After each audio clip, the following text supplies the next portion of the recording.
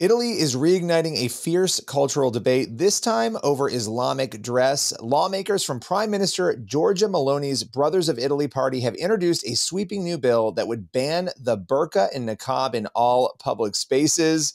I'm joined by Raj Nair to break it all down. Raj, what do you make of this one? Well, this actually comes with some teeth, with potential fines between 300 and 3,000 euros for breaking this law. The legislation basically aims at, quote, combating religious radicalization and religiously motivated hatred.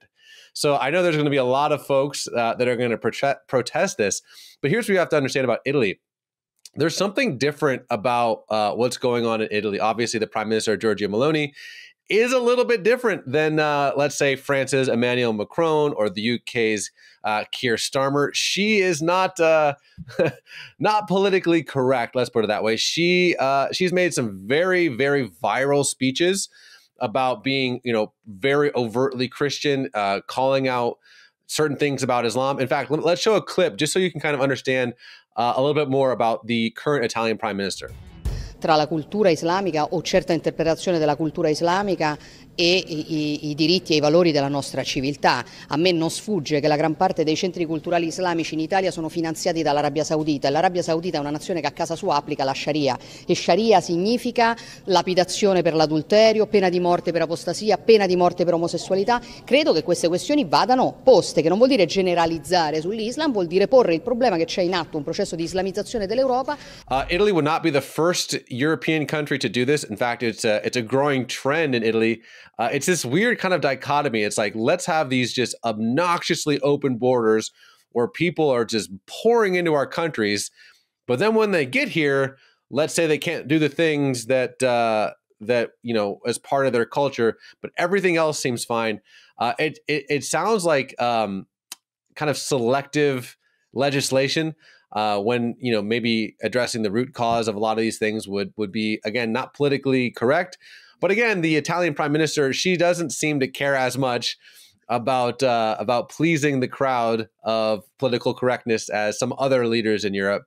So it is interesting to see that Italy is kind of sort of taking the lead on what it looks like for European nations to kind of flex their own sovereignty and to make laws that express the wishes of those who are native to that land.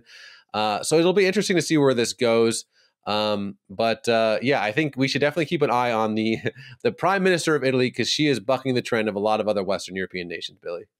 The interesting thing here is this is really a battle where you have a First Amendment context. Like, as Americans, we would say, well, banning people who are wearing a burqa is actually not a good thing because we have a First Amendment, we have religious liberty. Now, obviously, we're talking about a different country. We're talking about Italy here. And, even with that argument of, hey, this is a bad thing to do because we have a First Amendment in America, you have this cultural separatism issue that is happening there in Italy. You have really the protection of the culture, but there's also a safety element of this. You're talking about public places, right? And I do think there are arguments that people will make that when you can't see who a person is and they're entering into a place, that there are actually practical social, cultural, political issues that come along with that. And so there's so many layers to this debate that I think are incredibly fascinating. It's going to be something to watch. But to your point, this is not the first country. I think France was the first, again, in 2011, to do this.